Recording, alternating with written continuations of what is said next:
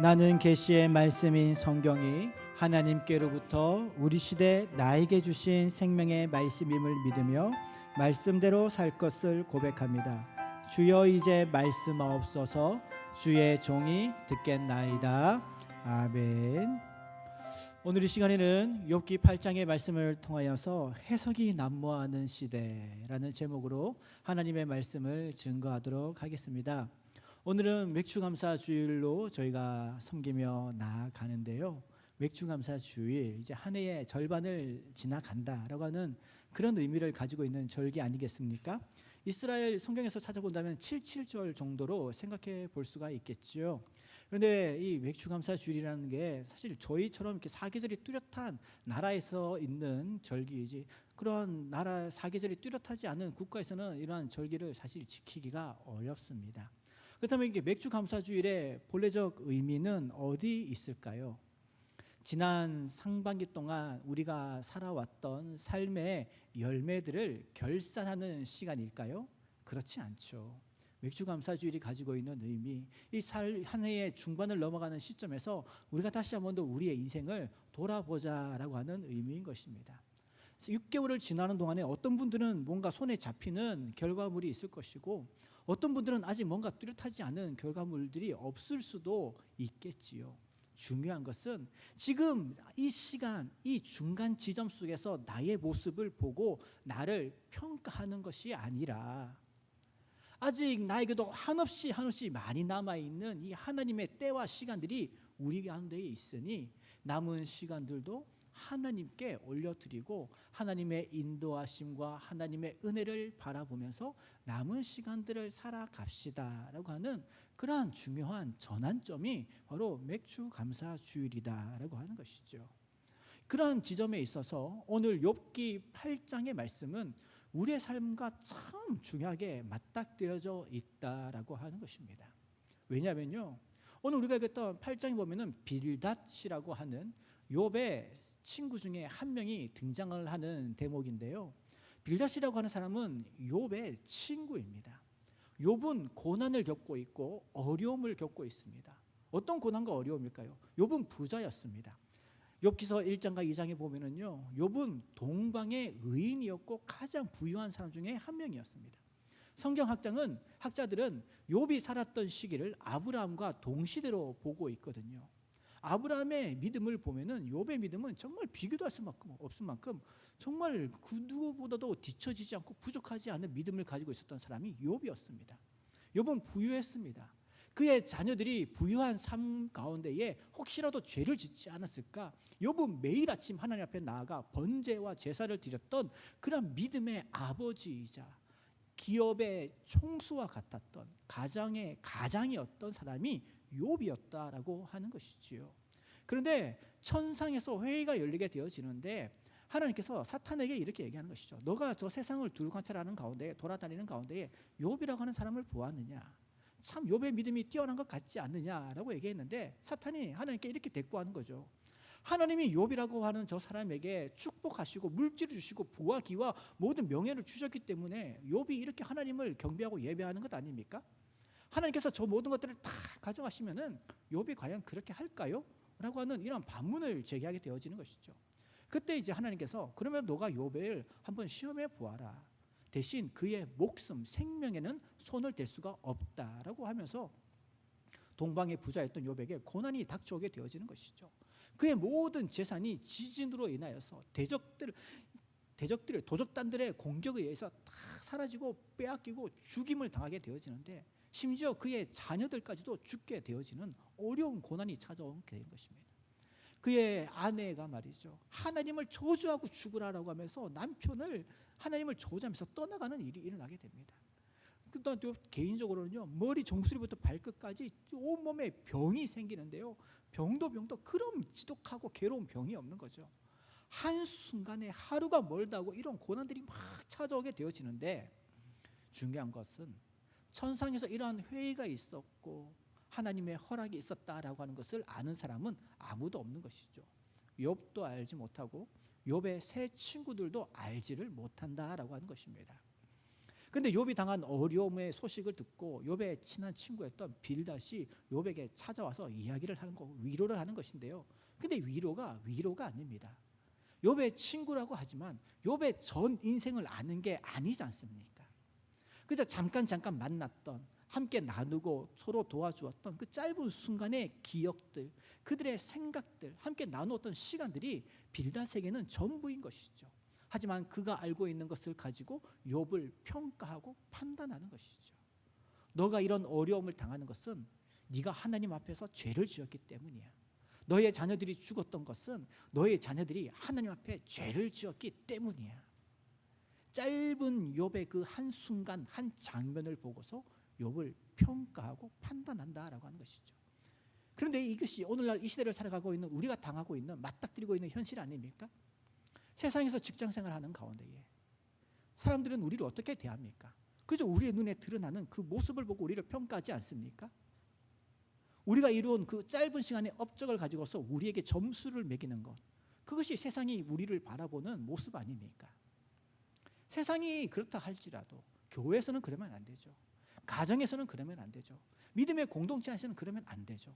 그런데 세상에서 이러한 모습들이 너무나도 우리 가운데 젖어 있다 보니까 가정에서도 하루에 24시간 중에 가족들이 함께 얼굴 마주 보는 시간이 몇 시간이나 됩니까? 몇 분이나 됩니까? 그러나 그 짧은 시간을 가지고서 서로가 서로를 평가하고 서로가 서로의 점수를 매기면서 본질을 알지 못하고 내막은 알지 못하면서 그걸로 상처 주는 일들이 가정 가운데에 일어나면서 가정이 깨지는 것 아닙니까? 교회도 마찬가지인 것이죠. 우리가 함께 주일날 모여서 예배를 드리지만 우리가 함께 마음을 나누고 생각을 나누는 시간들이 일주일 중에 1년 중에 과연 며칠이나 됩니까? 그런데 우리는 눈에 보이는 잠깐의 그것을 가지고서 그 사람들을 평가하고 판단하고 해석하고 나의 기준과 나의 잣대로 말이죠.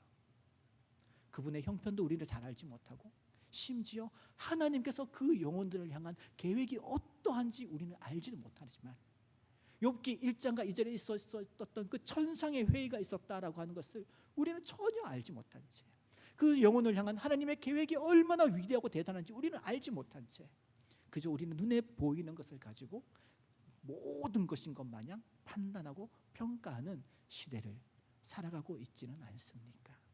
그래서 어떻게 보면 욥기 8장은요, 어떤 분들에게 참 부담스럽게 들리고 또 어떤 분들에게 참 위로가 되어지는 것이죠. 아무도 내 마음을 몰라줘. 아무도 내 마음을 몰라줘. 늘 이런 마음을 가지고 살아갔는데 하나님은 아니시구나. 하나님은 아니시구나 라고 하는 이러한 위로를 받게 되어지는 것이고, 또 나도 모르는 사이에 나에게 이런 빌다가 같은 모습이 나도 모르게 새겨져 있었구나 라고 하는 것을 발견하게 되어진다라고 하는 것입니다.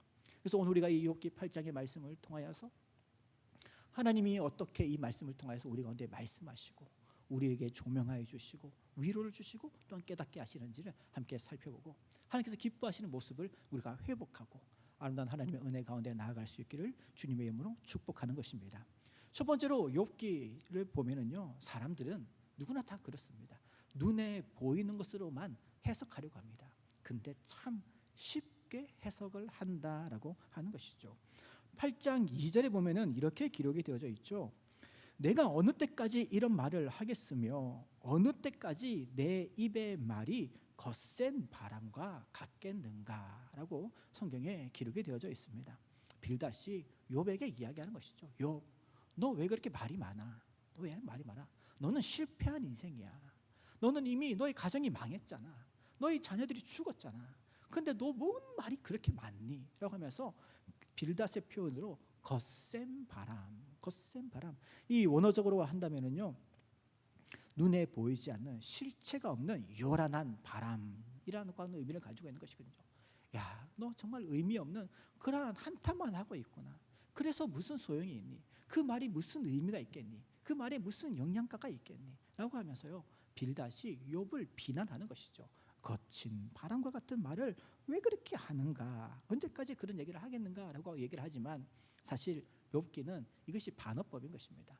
빌닷이 욥을 향하여서 그렇게 얘기하고 있지만 실상은 빌닷의 삶이 그러한 거친 바람과 같은 말을 내쏟으면서 살아가는 삶이다라고 하는 것을 보여주는 지혜서인 것이죠. 그래서 우리는 욥기를 지혜서다라고 이야기를 하는 것이거든요.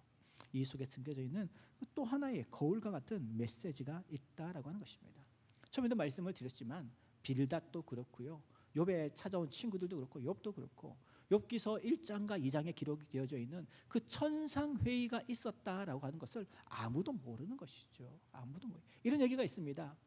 10대에는 10가지 생각을 하고 20대에는 20가지의 생각을 한다. 80이 되면 80가지의 생각을 한다라고 얘기하는 것이죠.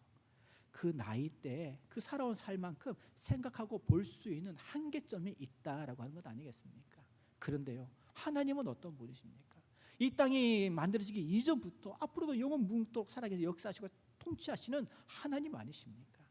우리의 인생이 짧으면 길면 결국 60, 70, 80, 많으면 100 아닙니까?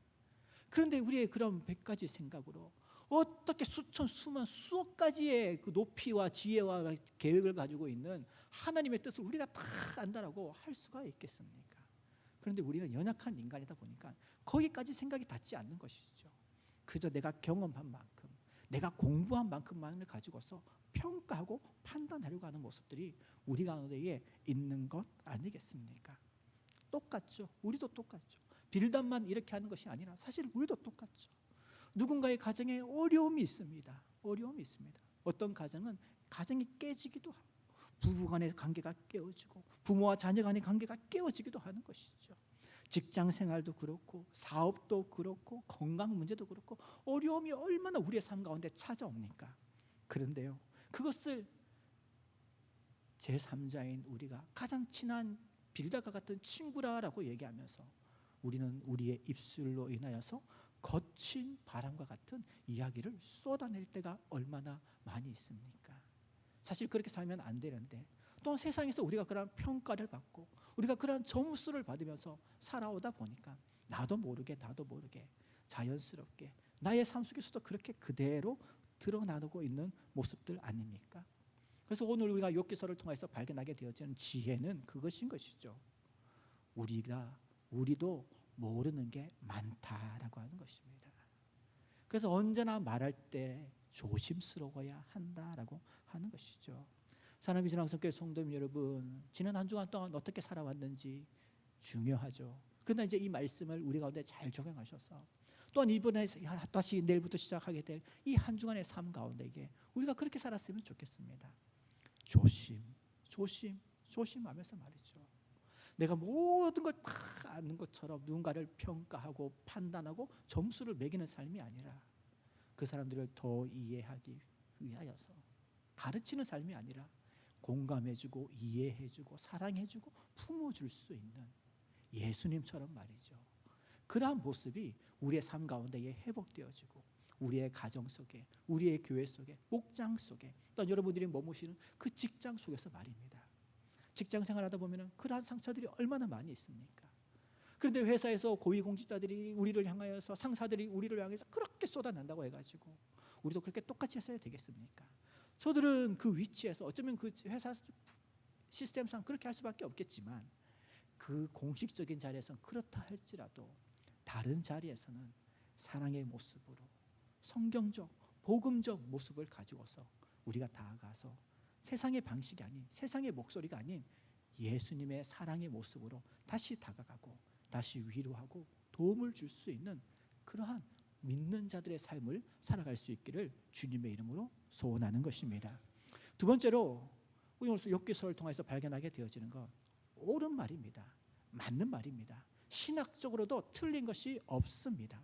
그러나 이것을 잘 사용해야지 잘못 사용하면 상처가 되어지는 것이죠. 3절 말씀이 그런 것 아닙니까? 제가 읽어드리겠습니다. 하나님이 어찌 정의를 굽게 하시겠으며 전능하신 이가 어찌 공의를 굽게 하시겠는가? 아멘. 맞는 말이죠. 정직한 말이죠. 아주 신학적이고 하나의 오류도, 한 점의 오류도 없는 고백인 것입니다. 하나님은 공의로우신 분이시기 때문에 죄를 죄 없다 할 수 없는 분이 우리 하나님이신 것이죠.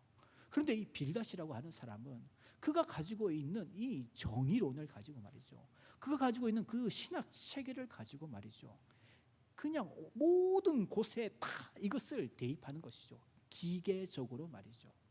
누군가가 어려움을 당합니다. 하나님은 공의로우신 분인데 당신의 죄 때문입니다. 누군가가 힘들고 어려운 일을 보내고 있는데요, 찾아가서 얘기하는 것이죠. 당신의 죄 때문입니다. 욥에게 이런 고난이 찾아온 것이 욥의 죄 때문인가요? 아니지 않습니까? 천상회의를 보면은 하나님께서는 욥의 믿음을 인정하셨습니다. 그를 한번 시험해 보라라고 하는 그 과정들 속에서 나타난 것 아닙니까? 그런데 빌닷은 모르는 것이죠. 모르는 것이죠. 하나님에 대한 신학적 정의는 맞습니다. 그러나 이것을 잘못 적용하고 잘못 대입하고 있다라고 하는 것이죠. 누군가가 어려움을 당했을 때에 이게 다 하나님의 뜻입니다, 이렇게 대답해서야 되겠습니까? 누군가가 어려움을 당했는데 당신이 기도가 부족해서 이런 어려움을 당한 것입니다, 이런 말을 해서야 되겠습니까?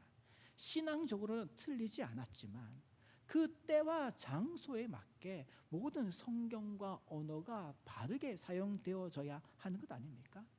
이 진리라고 하는 것이 사람을 재판하는 망치가 되어서는 안 되는 것이죠.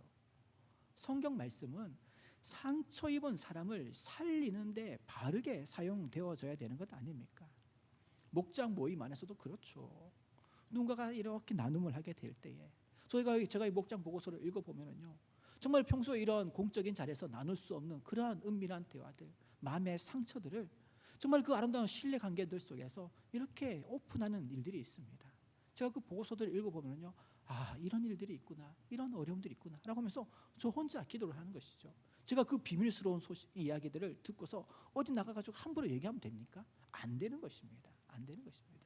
그렇게 비밀스럽고 은밀하고 정말 용기를 내어서 이러한 나눔을 했는데 그 자리에서 목자분이나 목원분들이 그게 아무개 집사님, 권사님이 죄 지어서 그래요 라고 그 자리에서 그렇게 얘기하면 안 되는 것이죠. 안 되는 것이죠. 그 자리에서 필요한 복음은 뭡니까? 공감해주고 위로해줘야 되는 것 아닙니까? 어려움을 당했잖아요. 베드로가 예수님을 3번이나 부인하지 않았습니까? 부활하신 예수님께서 베드로에게 망치를 들고 찾아와가지고 공의의 하나님이 이 땅에 오셨는데 너가 그렇게 해서 되게 되면서 하나님께서 베드로에게 채찍질 하셨나요? 그렇지 않죠. 두려움과 떨림 가운데 있는 베드로에게, 그의 제자들에게, 도망쳤던 제자들에게 예수님께 찾아가셔서 내가 너희와 함께 있겠다. 많이 피곤하지? 배고프지? 내가 너희들을 위해서 음식을 준비했어. 이것 좀 먹으렴. 춥지? 내가 따뜻한 차를 준비했어. 예수님도 이렇게 나아가오셨는데 우리도 그렇게 나아가야 되지 않겠습니까? 바른 말, 맞는 말 해야죠. 그러나 그 상황에 맞는 바른 말을 해야 되는 것이죠. 그 상황에 맞는 바른 말입니다. 그러므로 이제 이 한 주간을 우리가 살아가게 될 때에 우리도 한 아픈 마음을 가지고서, 상처를 가지고서 세상을 살아가겠지만 우리가 만나는 사람들도 많은 아픔과 상처를 가지고 우리를 마주하게 되지 않겠습니까? 그들을 만나게 될 때에 뭔가 그들에게 인생의 아픈 채찍과 같은 해답을 들려주는 것이 아니라 먼저는 그들에게 위로와 공감의 복음적 해답을 먼저 들려줄 수 있는 그러한 사랑이 많으신 우리 비전항성교회 성도님들이 되시기를 주님의 이름으로 축복합니다. 마지막 3번째로 오늘 욥기서를 통해서 발견하게 되어지는 복음의 진리는 결국 우리의 인생의 해석자는 하나님이시다라고 하는 것이죠. 정말 많은 분들이 좋아하는 말씀 아닙니까? 7절 말씀 우리 함께 읽어보도록 하겠습니다. 시작. 내 시작은 미약하였으나 내 나중은 심히 창대하리라. 아멘. 이사를 가신 가정이나 새롭게 사업을 시작하시는 분들, 그러한 사업장에 가면은 꼭 이 말씀에 액자가 붙어 있죠. 너무나도 좋은 말씀 아닙니까? 내가 약하고 힘들지만 하나님이 나의 도움이 되십니다. 하나님께서 나의 상황을 역전시키실 수가 있습니다 라고 하는 그런 의미를 우리가 해석하게 되지 않습니까? 그죠? 그런데 실질적으로 욥기서에서도 빌닷이 이 이야기를 했지만 빌닷은 그러한 의도로 이렇게 말씀하지 않았다라고 하는 것이죠. 그럼 빌닷은 어떤 의도로 얘기했느냐? 7절 이 하나만 딱 떨어져 있는 하나의 그 성경 구절이 아니고요. 4절, 5절, 6절, 7절, 5절, 6절, 7절이 하나의 그 문단으로 만들어져 있는 것이거든요. 히브리어 보면요. 그럼 5절, 6절, 7절을 같이 읽어야 되는 것이죠. 제가 읽어드리겠습니다. 네가 만일 하나님을 찾으며 전능하신 이에게 간구하고 또 청결하고 정직하면 반드시 너를 돌보시고 내 의로운 초소를 평안하게 하실 것이라. 내 시작은 미약하였으나 내 나중은 심히 창대하리라 라고 하는 것이죠. 우리 이제 영어 공부하다 보면 if절이라고 하는 것을 이렇게 배우지 않습니까? 만약, 조건절이죠. 조건절. 5절이 그렇게 시작하는 것이죠. 네가 만일 고난과 어려움을 당한 욥에게 믿음 없는 빌닷이 자기의 그 세상적 기준을, 유대주의적 기준을 가지고서 욥에게 얘기하는 것이죠. 야, 욥, 네가 왜 어려움을 당했는 줄 알아? 너가 하나님을 찾지 않았고 하나님께 기도하지 않았고 네가 하나님 앞에 청결하지 않았고 너가 하나님 앞에 정직하지 않았기 때문에 이런 어려움을 당하는 거야. 그러나 만일 if 너가 하나님 앞에 정직하고 기도하고 하나님을 찾고 청결한 삶을 살아가게 된다면은 then 그때는 반드시 하나님이 너를 돌보시고 너를 의로운 초소로 인도하여 주실 것이야. 이게요, 빌닷이 가지고 있는 모습이 전형적 유대인의 신앙관입니다. 유대인, 바리새인들. 예수님 신약 성경을 보면 우리 그런 모습들 많이 보지 않습니까? 바리새인들, 유대인들이 말이죠. 나는 일주일 중에 몇 번을 금식하고 헌금을 얼마 하고 내가 어떻게 하나님 앞에 나와 예배하고 하나님 앞에서의 자신의 의로움으로, 나의 의로움으로 내가 구원받을 수 있다라고 하는 선민사상, 유대주의적, 율법주의적 사상이 사실 신약 성경에서는 바리새인들을 통해서, 유대주의자들을 통해서 발견하게 된다면은 구약 성경 욥기서에서는 이 빌닷을 통해서 발견하게 되어지는 것이죠. 그런데요, 여러분, 우리가 구원받은 것이 나의 공로입니까? 지난 한 주간 살아왔던 나의 모습만 보더라도, 지금 우리가 욥기 8장을 통해서 빌닷의 언행을 보더라도 우리 속에서 빌닷의 그림자가 얼마나 많이 있습니까? 그런데 우리가 나의 공로로 하나님 앞에 구원을 받았다라고 누가 얘기할 수 있겠습니까? 구원은 전적 하나님의 은혜인 것이지요. 전적인 하나님의 은혜인 것이지요. 빌닷이 얘기하고 있는 네가 만일이라 하는 이 조건절을 가지고서 하나님께서 우리를 만나 주신다면은 그 누가 하나님 앞에 구원받을 수 있고 하나님의 도움을 받을 수가 있겠습니까? 그러면서 빌닷이 하는 얘기가 뭡니까? 너의 시작은 참 미약해. 너의 모습은 너무나도 부족해. 그러나 이러한 조건절에 맞춰서 살아간다면은 그때는 하나님께서 너를 창대하게 해 주실 거야. 잘못된 유대주의적 신앙관에서 나온 결과물인 것이죠. 과정이 잘못되었지만 마지막 결과물은 참 맞는 말인 것입니다. 그래서 우리는 이 말씀을 정말 지혜롭게 잘 받아들여야 되는 것이죠. 나의 공로로, 나의 의로움으로 창대하게 될 수 없습니다. 주님, 전적인 하나님의 은혜가 필요합니다. 빌닷은 지금 눈에 보이는 것을 가지고서 나를 평가하고 판단하고 있지만, 그러나 나의 인생은 내가 써가는 것이 아니라 하나님께서 나의 인생을 써가시는 줄 믿습니다. 지금 맥주감사주의를 보내면서 한 해의 절반을 지나왔지만 아직 제 손에 잡히는 것은 없는 것 같습니다. 마땅히 하나님께 드릴 만한 열매도 없는 것 같습니다. 그러나 이 나의 남은 인생들 속에서 하나님께서 특별히 또한 더 강력하게 일하실 것을 제가 믿습니다. 주여, 나는 하나님을 의지하오니 나의 지금 이 시작하는 시간은 너무나도 보잘것없지만 하나님의 놀라우신 은혜와 하나님의 그 섭리와 계획하심 속에서 이후의 삶에 놀라운 은혜가 있게 되어질 줄 믿습니다.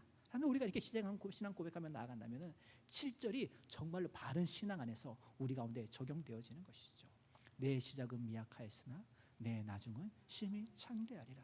주여, 제가 전에는 정말 죄인의 개수와 같은 삶을 살아오던 존재 아니었습니까? 그러나 전적인 하나님 은혜로 말미암아 제가 구원함을 받았습니다. 이 모든 것이 하나님의 은혜입니다. 나의 과거를 돌아보면 정말 보잘것없고 미약한 존재이나 이제 내가 예수님을 만난 이후로 나의 삶에 놀라운 은혜와 놀라운 축복의 변화가 나타나게 되었음을 믿습니다.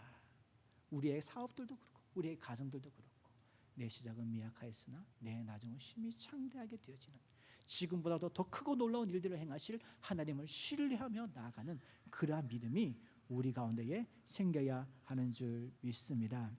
말씀을 마무리하도록 하겠습니다. 사랑하는 비전 방송교회 성도 여러분, 이 빌담만 욥의 인생을 잘못 해석한 것이 아니었습니다. 하나님이 하나밖에 없는 아들 예수, 독생자 예수 그리스도께서 이 땅에 오셨지만 이 땅에 머물러 있던 사람들도 예수님을 잘못 해석하였습니다. 어떤 사람들은 예수님을 죄인으로 못 박았습니다. 어떤 사람들은 예수님을 실패한 메시아라고 못 박았습니다. 어떤 사람들은 예수님이 하나님께 버림받은 사람이라고까지 하면서 못을 박았습니다. 십자가에 달리는 순간 모든 사람들의 눈에는 예수님이 완전한 패배자로 각인되어졌던 것입니다. 빌닷의 논리로 본다면 말이죠, 예수님은 명백한 하나님의 저주를 받은 사람이다라고 판단했던 것이지요. 그런데 그 판단이 사실입니까? 틀린 해석이었던 것이죠. 하나님은 부활 사건들을 통하여서 그 모든 어리석은 인간들의 해석과 판단을 뒤집어 놓으신 것 아닙니까? 십자가는 실패의 자리가 아니라 구원의 자리가 되었고, 예수님이 하나님께 버림받은 것처럼 보였지만 그 십자가는 바로 사랑의 완성이 이루어지는 자리 아니었습니까? 하나님은 사람들이 예수님의 그 십자가를 통해서 모든 것을 결말되었다라고 단정한 그 지점에서 하나님은 십자가를 통하여 부활이라고 하는 사건들을 통하여서 전혀 새로운 이야기의 사건들을 써내려 가시기 시작을 하였다라고 하는 것이죠. 우리의 인생도 그러하다라고 하는 것입니다. 맥주 감사주의를 보내면서 지금 나의 모습들이 이 짧은 한 컷이 나의 삶을 평가하는 기준이 되어지는 것이 아닌 것이죠.